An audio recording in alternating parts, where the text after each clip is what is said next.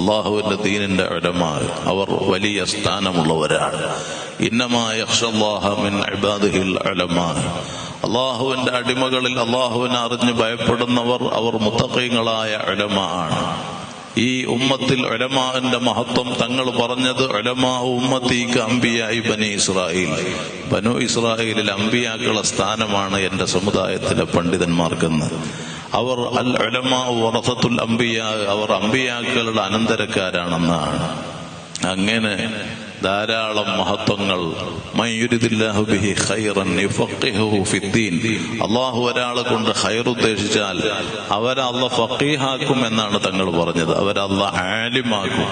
അപ്പൊ ഖൈർ ഉദ്ദേശിക്കാത്ത ആളുകളൊക്കെ ആണ് ആലിമീങ്ങളല്ലാത്തവര് എന്നല്ല. അതിന്റെ മഫ്ഹൂം മുഖാലഫ അങ്ങനല്ല. ഖൈറൻ അത്തൻബീനു ലിത്തഅളീമി, വണ്ണമായ ഖൈർ അള്ളാഹു ഒരാളെ കൊണ്ട് ഉദ്ദേശിച്ചാൽ അവരെ അള്ളാഹു ആലിമാക്കുന്ന. അപ്പൊ ഉലമാന്റെ ആ സേവനം ഖൈറാത്ത് അത് വളരെ വലുതാണ്, അത് അഅലയാണ്.